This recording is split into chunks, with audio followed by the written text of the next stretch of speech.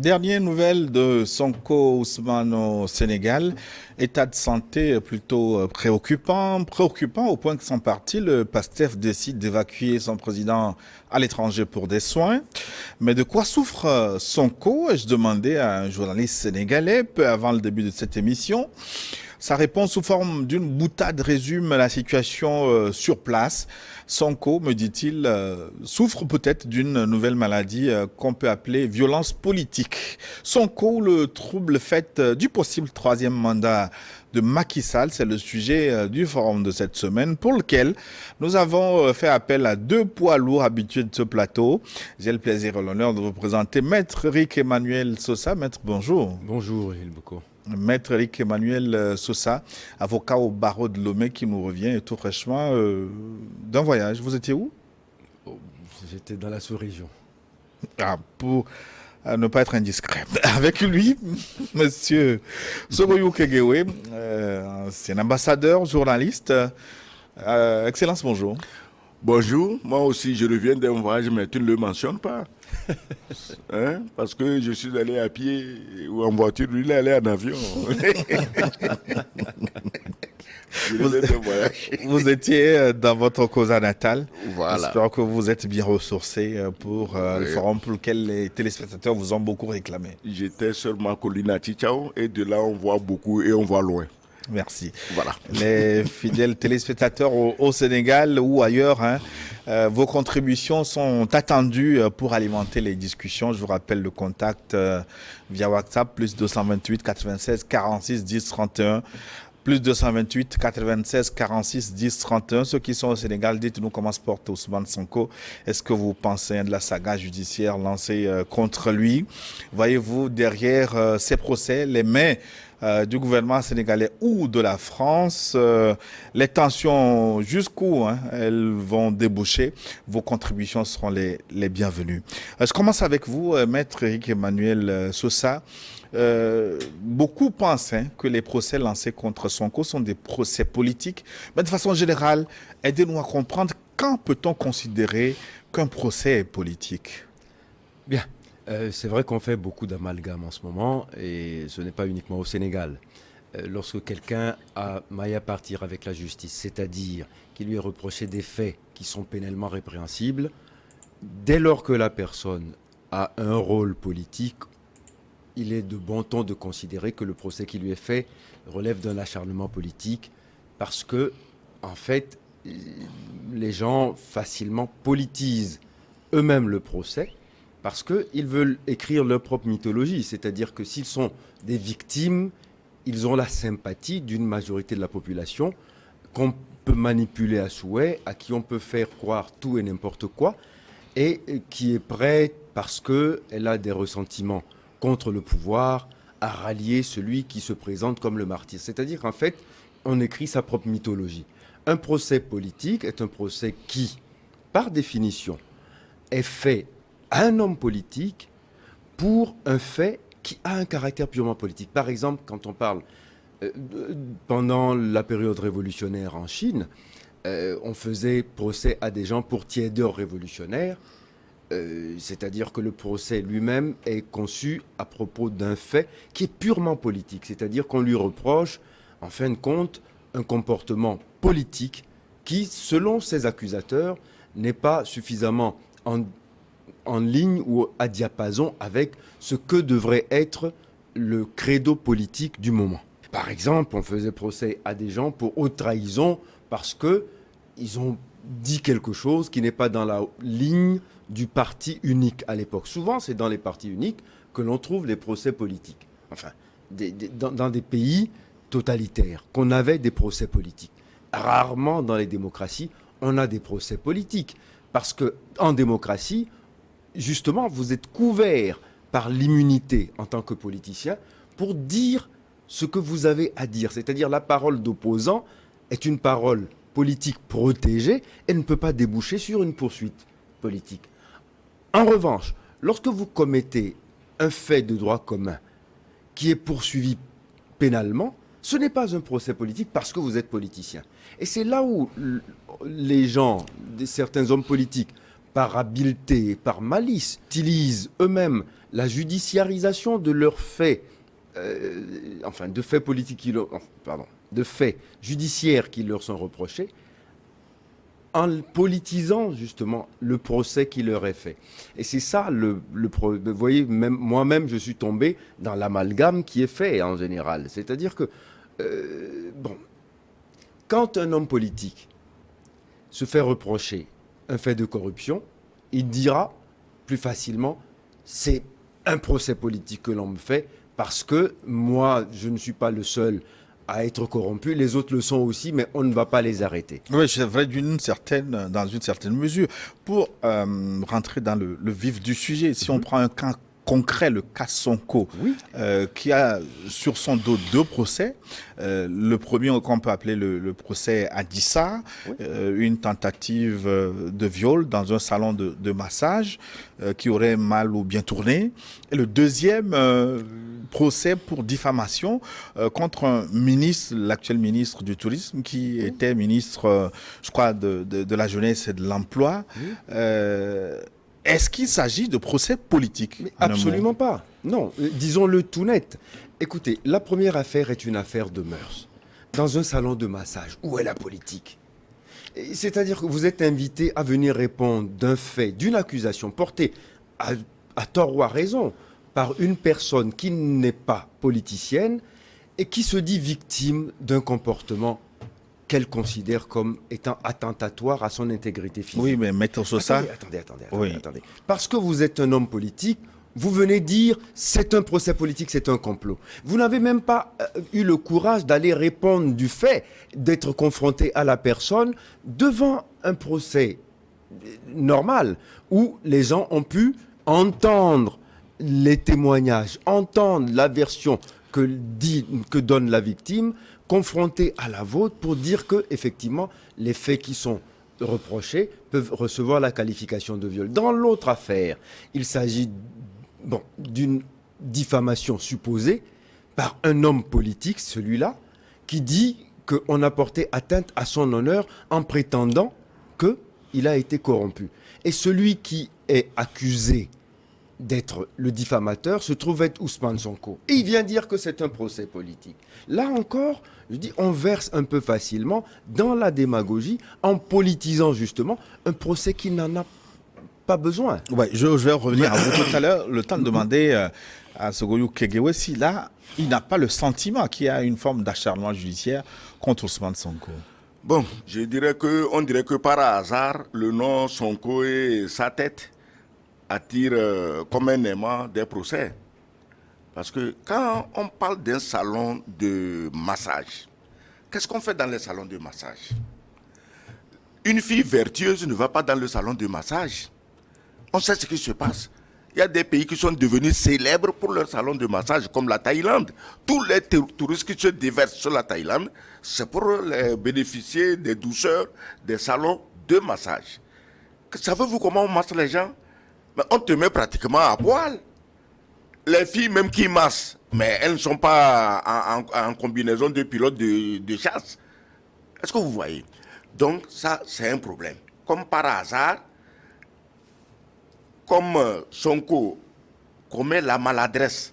Parce que l'erreur de Sonko, c'est quoi? Il se dit, moi je suis populaire, je peux faire ce que je veux. Mais tu ne peux pas être populaire contre l'État.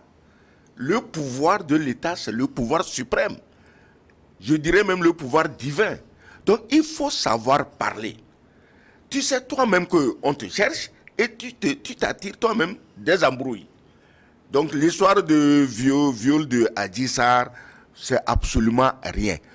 Même si Sonko dit que c'est politique, on peut prendre aussi une décision politique pour chercher un arrangement à l'amiable où la dame Adji Sarr va être, disons, dédommagée et on passe à autre chose. On en fait un procès. Maintenant, on parle de diffamation contre un ministre. Ouais. Mais je crois que les gens se disent que Adji Sarr, ça ne suffit pas.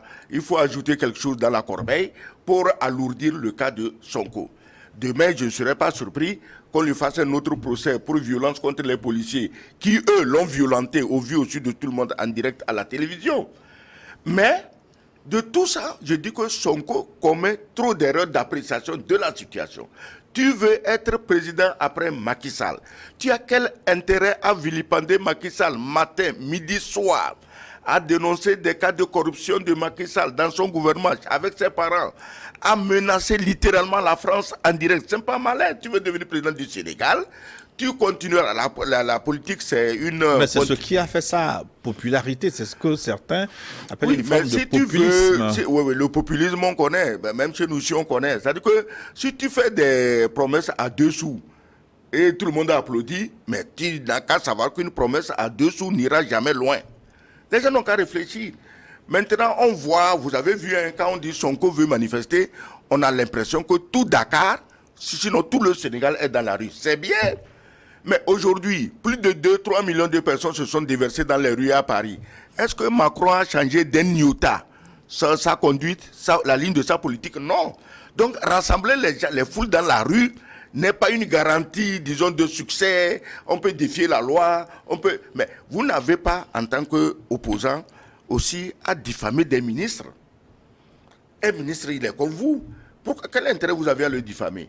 Mais malheureusement, en Afrique, dans nos pays, dès que quelqu'un se sent entouré d'une aura de popularité plus ou moins machin, on insulte le président, on insulte les ministres, et quand tu veux l'amener maintenant au procès, on dit ah, c'est un procès politique. Mais tout ça, en conclusion, qu'est-ce que j'ai dit? Macky Sall, heureusement, hein, moi je ne le connais pas, je crois que c'est un homme calme. Macky Sall, de nature, quand tu le vois, il est calme. Même si ces policiers font trop de zèle dans la chasse aux opposants politiques, notamment dans la chasse à Sonko, Macky Sall est un homme calme. Que Macky Sall prenne une décision politique, il peut. Qu'on mette fin à tous ces procès idiots. Je dis procès idiots parce que, qu'on le veut ou non, tout le monde dira que c'est politique. C'est comme ça. Oui, parce qu'il y a des coïncidences quand même troublantes. Hein. Tous ces adversaires sérieux ont goûté à des procès et parfois j'étais en prison. Je parlais de Karim Ouad, de Khalifa Sall, etc. Mais pour revenir à Sonko, maître Éric Emmanuel Sosa, j'ai eu le privilège d'être mis dans les confidences du procès verbal de gendarmerie, hein, de l'affaire Adji Sarr. Mais quand vous lisez ce procès verbal, maître Sosa, je ne sais pas si vous l'avez feuilleté, c'est quand même cousu de fil blanc, hein, tout ce qu'on raconte là-bas pour faire un procès. Justement. Pour qu'on ne dise pas que le procès est politique. Justement. Alors, si vous voulez, mon grand frère a dit des choses tout à l'heure que je ne partage pas du tout. Ce n'est pas rare, c'est souvent le cas entre lui et moi. Non, un salon de massage n'est pas un lieu de dépravation et de stupre. Non. C'est bien. Il y a des salons de massage très sérieux, même en Thaïlande. Le massage traditionnel, vous savez, le massage est une thérapeutique. C'est une pratique thérapeutique d'abord, avant d'être dépravé par des gens qui viennent chercher autre chose. Dans un salon de massage, on vient chercher son bien-être.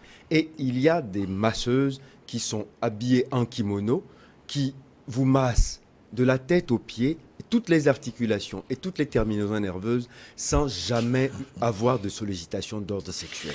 Mais ce n'est pas le cas pour Adji Sarr. Sa patronne a témoigné que Adji Sarr a souvent proposé des finitions à ses patients, ce qui lui a valu même licenciement. Attendez, dans ce cas, pourquoi monsieur Ousmane Sonko vient dire que c'est un procès politique? Si on sait que Adji Sarr est une fille de mœurs légères et qu'on l'a même licenciée pour cela, pourquoi donc, quand elle porte plainte pour viol, l'homme politique qui va s'adonner aux pratiques de Adji Sarr vient dire que c'est un procès politique? S'il a lui-même trop de tendresse pour les prestations de Madame Sarr, à ce moment-là, où se trouve la politique dans ses plaisirs solitaires?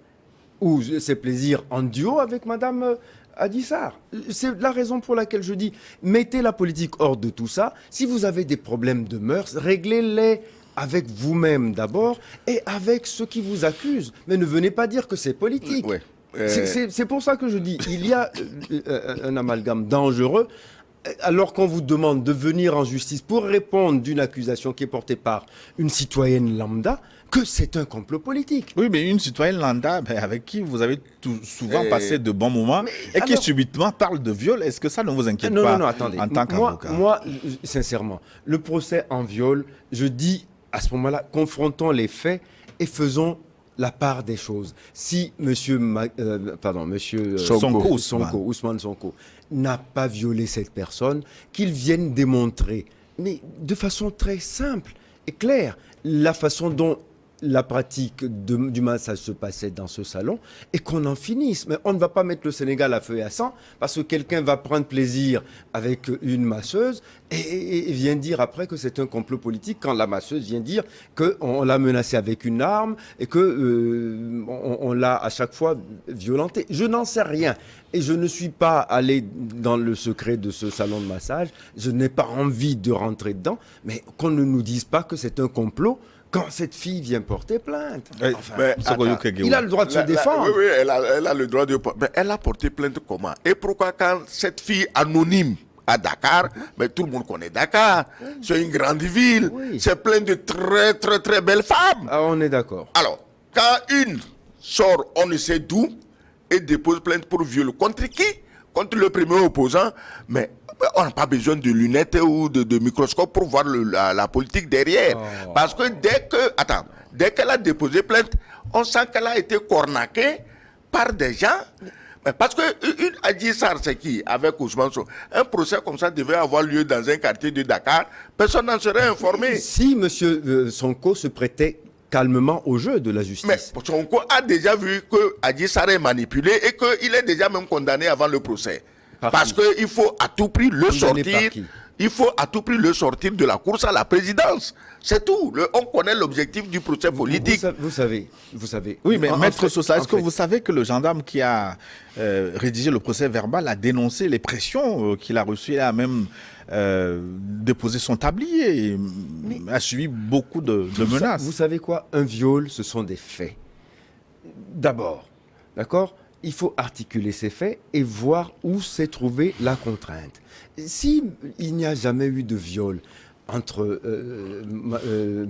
monsieur Ousmane Sonko et cette jeune dame, qu'ils aillent débattre de tout ça tranquillement devant le tribunal et qu'on en finisse. Mais qu'on nous dise que, comme par hasard, on voit toujours la main du politique. C'est vrai, vous savez quoi, là où vous avez raison, là où je suis tout à fait d'accord avec vous, c'est que c'est monsieur Macky Sall qui est en train de servir de carburant politique à Ousmane Sonko. Qu'ils disent clairement, je n'irai pas aux élections, je n'ai pas de troisième mandat, et vous allez voir, Ousmane Sonko est démonétisé. Il descend de 80% de son électorat le jour où Macky Sall dit « je ne suis pas candidat ». On va aborder ces chapitres, mais est-ce qu'on Macky... peut faire confiance à la justice sénégalaise Non, ce n'est pas la justice sénégalaise. Dans tous les pays du monde, la justice travaille comme elle travaille. Ce n'est pas Ousmane Sonko seul qui est poursuivi. De l'autre côté de l'Atlantique, Trump est poursuivi. Ah, lui, il dit que c'est politique. Mais bien sûr, ça ne peut être que politique. Oui, il appelle à l'insurrection, il appelle à défier les institutions, il dit que c'est politique. Même Poutine est poursuivi par la Cour pénale internationale. La Cour pénale internationale est un rassemblement de rigolos qui ne voient pas les vrais criminels, les Bush, les Sarkozy, les Tony Blair, qui ont égorgé des centaines de milliers en Irak, en Libye, en Afghanistan, partout ailleurs. La Cour pénale ne les voit pas. La Cour pénale voit qui? On voit Poutine. Pourquoi? Parce qu'il aurait enlevé des enfants ukrainiens. Ils oublient de dire que ces enfants ukrainiens étaient vendus à des Américains, à des couples américains sans enfants. Donc ils se disent qu'on a, disons, diminué le nombre d'enfants ukrainiens achetables par les Occidentaux. Donc laisse tomber, Poutine n'a commis aucun crime. De tous les grands pays occidentaux, disons blancs, il est le seul qui ne soit pas un criminel, Poutine. Alors, les autres criminels se sont entendus pour dire « éjectons-le du circuit, comme ça on ne l'utilisera pas comme modèle contre nous. » Pourquoi lui, il est sans péché? C'est tout. Laisse la Cour pénale internationale. Oui. Et refermons la parenthèse pour revenir au Sénégal. La justice est-elle utilisée contre Sonko, justement, ou Sonko est-il tombé dans le piège de la justice politique? On n'a pas la preuve que la justice est utilisée contre lui, puisque la justice n'a pas encore lieu. Le procès n'a pas encore eu lieu. C'est au procès que des observateurs, des avocats tireraient cette conclusion. On ne va pas aller vite en besogne. Même si nous soupçonnons que tout le monde, dans le paysage politique sénégalais, tous les partisans du président Macky aimeraient bien voir Sonko en prison ou pourquoi pas entre quatre planches. Est-ce que vous voyez? Mais c'est la lutte politique. C'est pourquoi je dis Sonko doit aussi savoir manœuvrer. Tu es populaire, c'est vrai, mais un opposant populaire, sa plus grande richesse, c'est quoi? C'est sa vie. Voilà que maintenant on dit qu'il faut l'évacuer parce qu'il aurait été empoisonné. Et on demandait, est-ce que, au fait, les gaz lacrymogènes, ça contient du cyanure? En fait, c'est pour nous dire que le type a des malaises où le cyanure serait impliqué. Est-ce que vous voyez? Donc, même si tu es un opposant puissant, un opposant adulé, il faut rester calme. Parce que si déjà, en tant qu'opposant, tu veux terroriser les gens qui sont au pouvoir, mais quand tu seras au pouvoir, tu vas terroriser le peuple. Donc, il n'a qu'à rester calme et modeste. C'est tout. Maître Sosa, Sonko est-il mal conseillé par ses avocats? Je ne sais pas ce qu'ils lui disent, mais Sonko... Si vous étiez avocat de Sonko, voilà, Quelle quelle aurait été votre ligne de défense? Nous irons au procès et nous irons faire la démonstration que, il n'y a pas eu viol et que dans l'autre cas, ce n'est pas une diffamation parce que la parole politique doit être une parole responsable, notamment lorsqu'on aspire à devenir président de la République, c'est-à-dire exercer la magistrature suprême. Cela veut dire quoi? On doit respecter les institutions. Et quand on veut devenir président de la République, on doit respecter la justice de son pays parce que quand tu seras sur le trône, tu auras cette même justice à ton service. Bon, à ton service pour régler quoi? La paix sociale. Parce que la justice, d'abord et avant tout, c'est un instrument de mise en œuvre de la paix sociale. C'est ce qui permet aux faibles de dire si le fort abuse de moi, j'ai quelqu'un qui va arbitrer. Donc la justice est une institution qui est une institution clé dans une démocratie. On ne commence pas à cracher dessus pour devenir président. Donc je conseillerais à M. Sonko, si j'étais son avocat, de venir avec moi. Nous irons faire la démonstration de son innocence en justice devant le peuple entier parce que la justice est rendue au nom du peuple. Togolais, Sénégalais, Français, etc. Donc, quelque part, je dis que c'est toujours disons, une victoire à la Pyrrhus ou une débandade avant d'aller en justice, de dire elle est déjà conditionnée pour me condamner. Non, on peut défier la justice en allant à la justice, pas dans la rue. Allez devant les juges et dites aux juges, monsieur le juge, voilà la preuve que j'apporte et vous avez tort de récuser cette preuve, vous avez tort de la balayer d'un revers de la main parce que cette preuve, elle devrait m'absoudre. Là, du coup, devant le peuple entier, on voit... Oui, mais quand on va dans la justice gaiement, pour se faire mettre la corde au cou, comme à Javon Sébastien ou une certaine Rekia Madougou ou Joël Aïvo, est-ce qu'on n'aura que ses yeux pour pleurer ensuite? Non, mais attendez. À Javon Sébastien, il n'est pas allé à la justice, il est pour l'instant en exil. Rekia Madougou et son malheureux compère, Aïvo, mais ils étaient dans l'arène politique et ce qui leur est reproché a un caractère politique, qu'on le veuille ou non. C'est-à-dire que eux, c'est à l'occasion de leur activité politique qu'ils ont, semble-t-il, commis des débordements qui sont tombés sous le coup de la loi. Mais ce n'est pas des affaires ordinaires. Quand on dit qu'un ministre est corrompu, il faut apporter la preuve de sa corruption. Parce que la parole politique ne devrait pas permettre de souiller l'honneur d'un homme qui a des enfants, qui a une famille et dont on va dire à l'école, ton père est un corrompu. La voiture dans laquelle tu viens à l'école est une voiture qui a été acquise. Mais au même moment, si on doit faire des procès contre des hommes politiques, il y a longtemps que plusieurs procès auraient été mis sur le coup de Sogolou Kengewé, par exemple. Zelensky aurait porté contre vous. Macron vous aurait traîné en justice. Ils vont faire comment? Oumarou et Mbalo. Moi, je suis comme Poutine. Ils vont venir m'enlever ici. Ils ne les diffament pas. Je ne les diffame pas. Tout ce que je dis, je peux le prouver. Oui. Bon, moi, je disais ceci. Il dit que les gens ont fait des choses qui tombent sous le coup de la loi. Mais on peut faire tomber tout sous le coup de la loi. C'est ça le problème. Quand vous prenez le cas de Rekia Madougou, puisqu'on en parlait avec Aïvo, mais... Je veux bien que Rekia Madougou, Aïvo aient commis des imprudences, qu'ils aient tenu des propos désobligeants, tout, d'accord.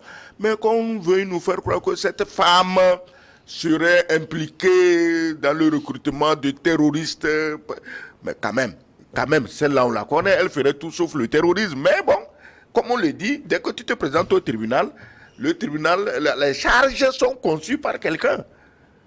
Les charges sont conçues par quelqu'un. Et si quelqu'un là reçoit des ordres d'ajouter toujours dans la balance, on ajoute, la balance est surchargée, elle tombe d'un côté. Donc moi je dis ceci. je suis d'accord qu'en tant qu'opposant, tu ne peux pas commencer à diffamer des ministres. Puisque toi aussi, quand tu seras président, tu auras des ministres. En tant qu'opposant, tu n'as pas le droit de menacer le président en poste.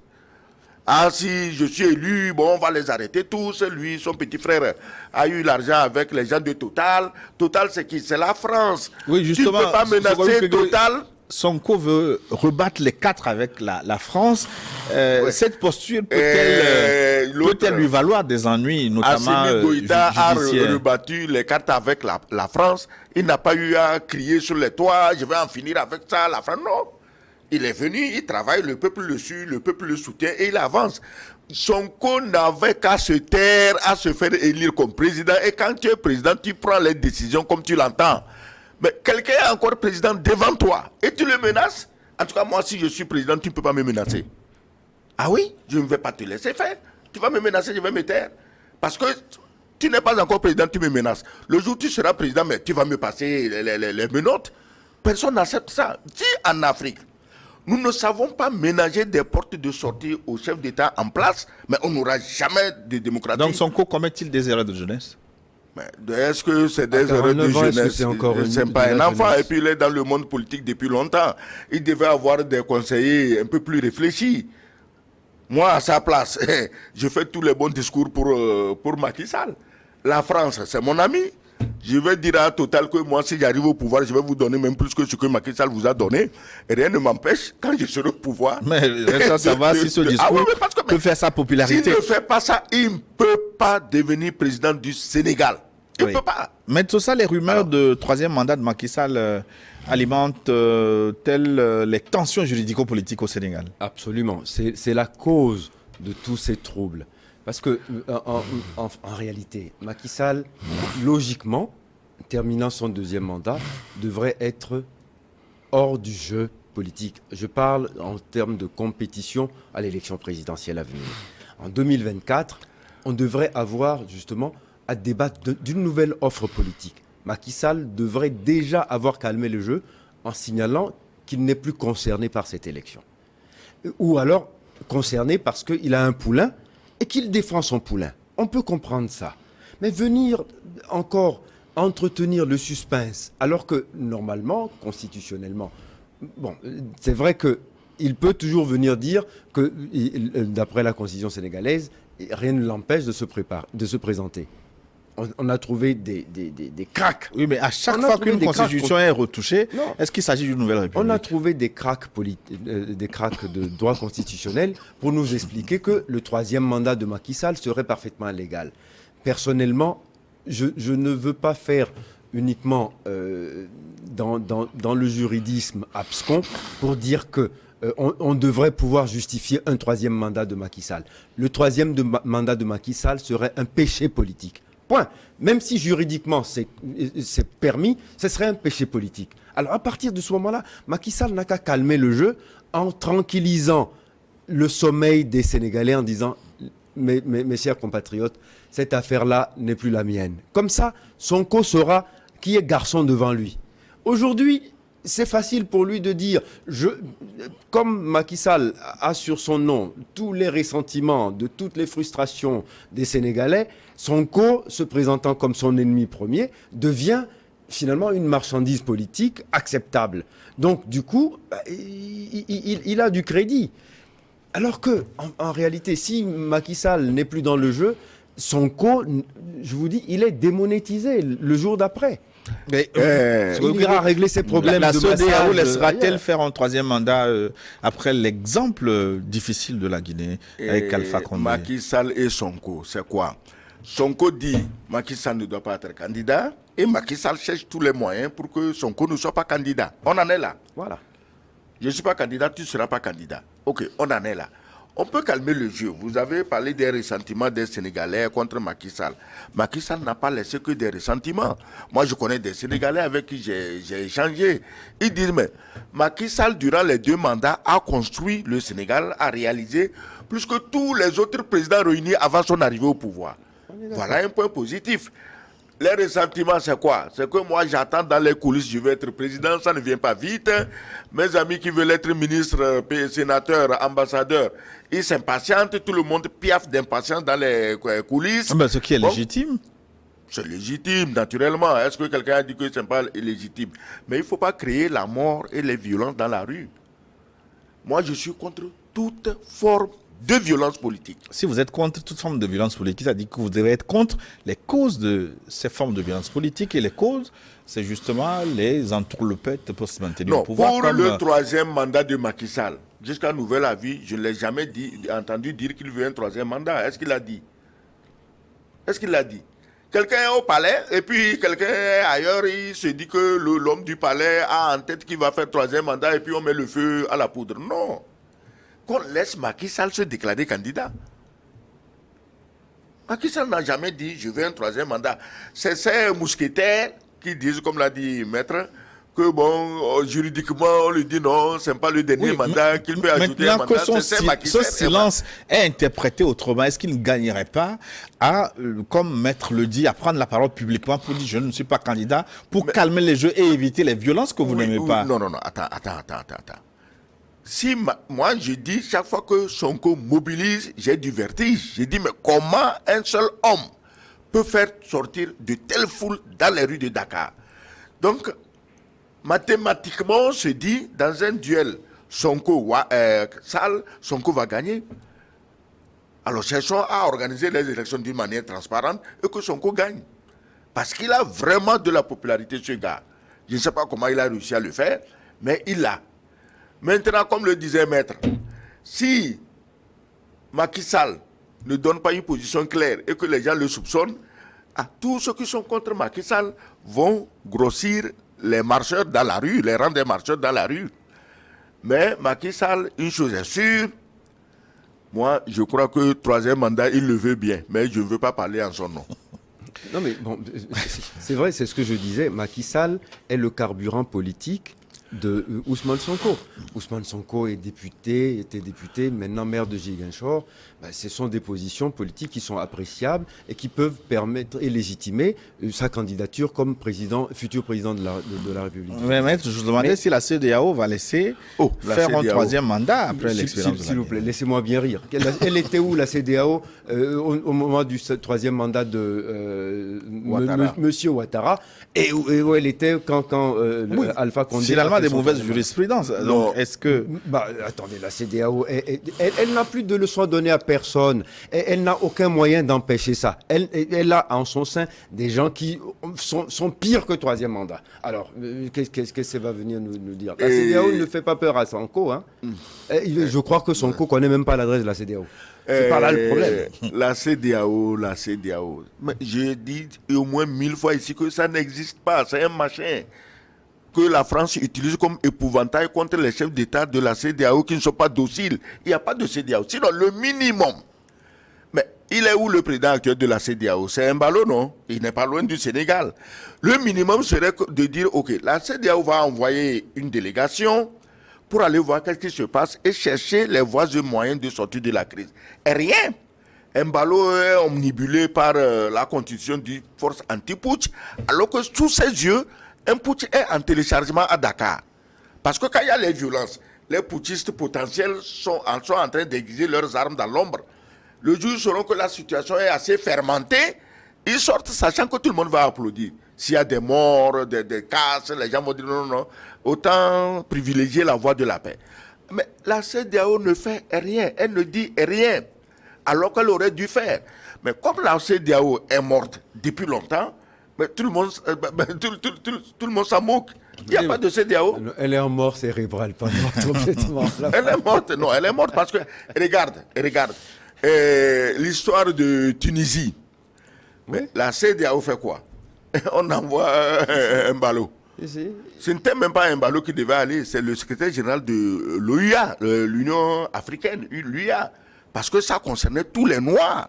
On ne chassait pas que les Noirs de la CEDEAO, mais quand un ballot est allé, c'est juste, s'il n'a pas cherché de la pommade pour passer au vieux raciste de Tunis, il s'appelle quoi, Saïd Kaïs. Il y a des gens dont moi je ne veux même pas retenir le nom, ça ne vaut pas la peine. Donc, Il a, oui, effectivement, on est venu voir. Bon, il y a des malentendus, hein, mais on te dit qu'on a tué des gens. On a tué même, je crois, le chef de la diaspora, diaspora ivoirienne en Tunisie. Et puis tu es venu voir, bon, il y a des malentendus, que bon, c'est notre frère. Le type te dit que lui, il n'a rien contre les Noirs. Le simple fait de dire ça, c'est grave. Qu'est-ce qu'il devait avoir contre les Noirs?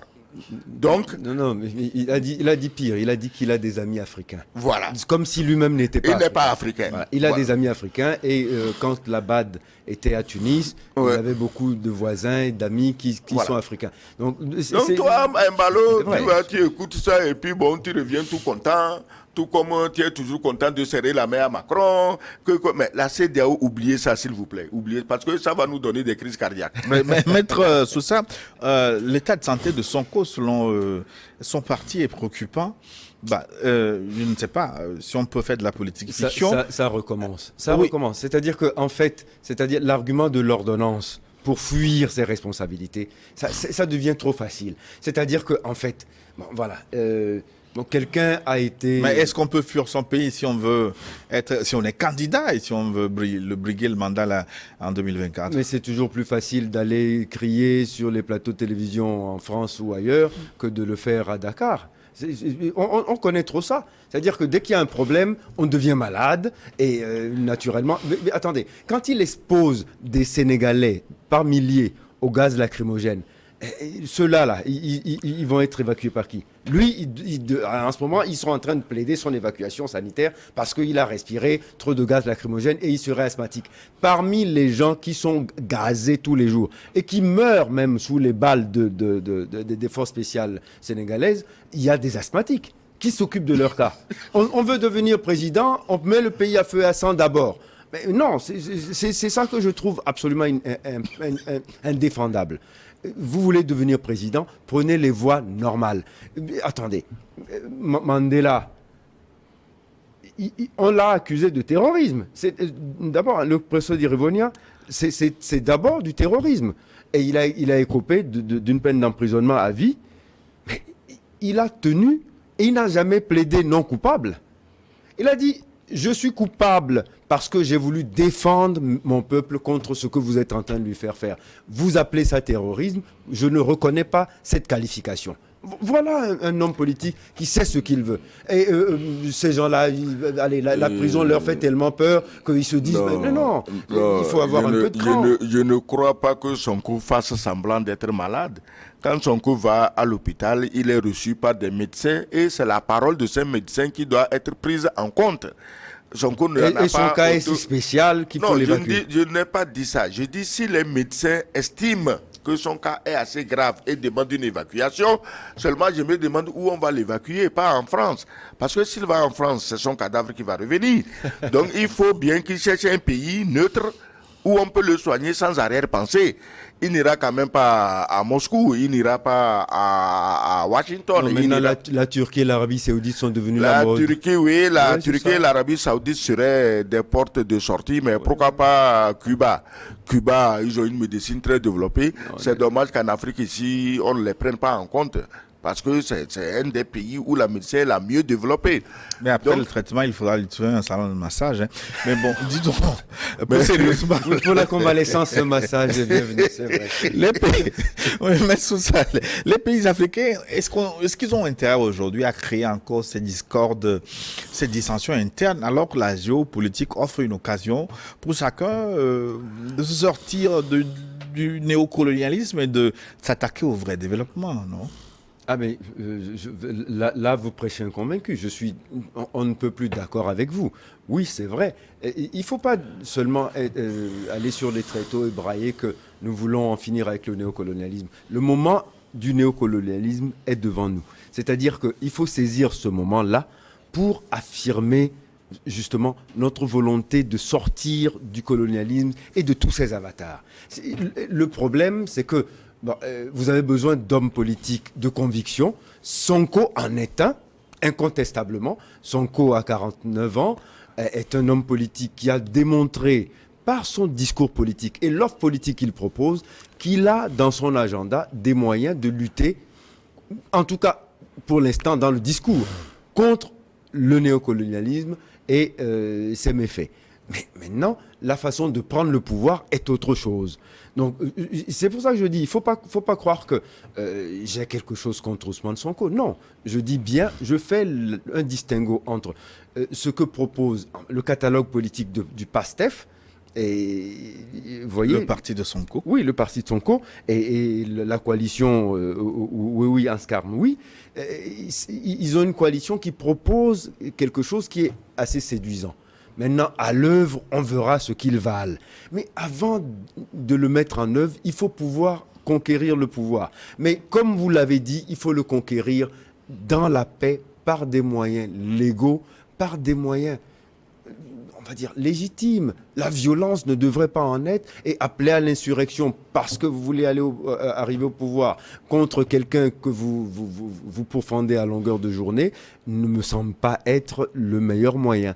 Et c'est la raison pour laquelle j'en appelle à la responsabilité politique du président Macky Sall, parce que nous sommes à moins d'1 an du scrutin. Il doit être capable de nous dire déjà qu'il ne va pas y aller et qu'on construise justement l'avenir politique du Sénégal autour d'un projet. Je ne conteste pas son bilan.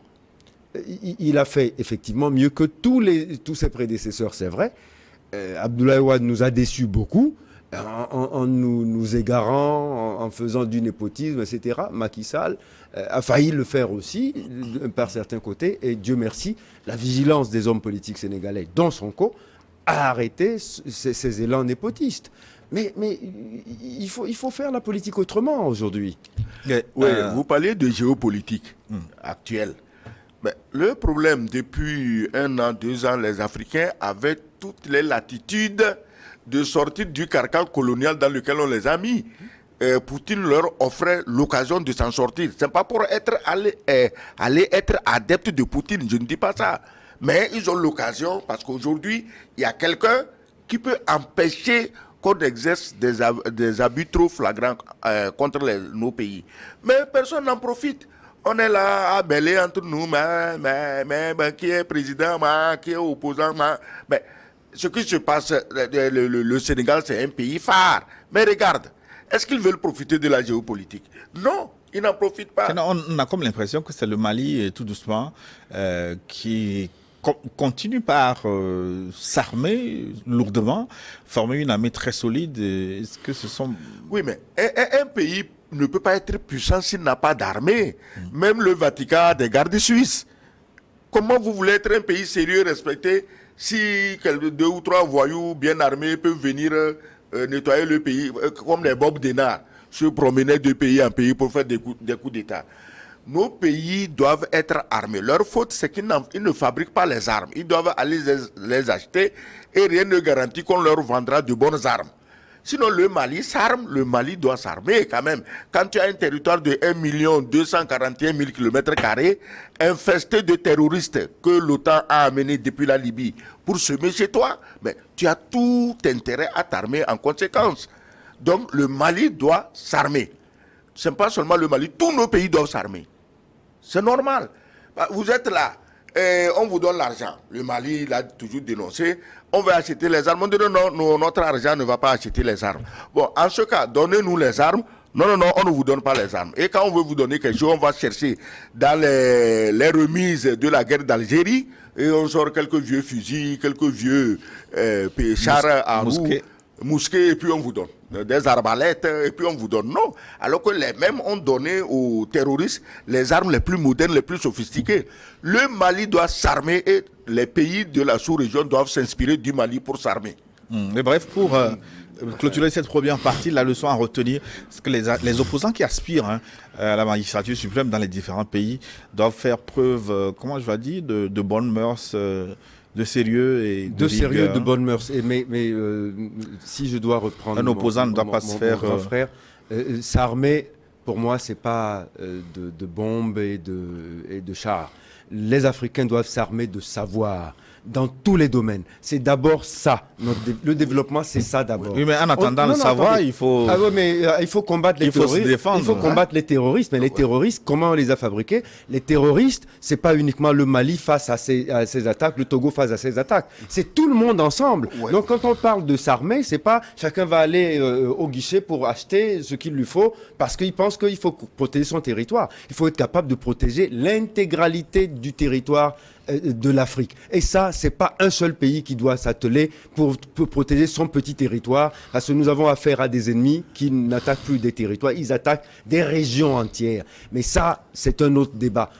Si on a le développement, on fera moins de guerres dans nos pays, Oui. et on n'aura pas besoin de s'armer et d'aller acheter des armes à des milliards chez les autres. Oui, On va acheter des Merci, tracteurs et Maître autre Zossa. chose. Nous allons marquer une pause pour une édition du journal. On se retrouve dans une dizaine de minutes pour la seconde partie de New World Forum.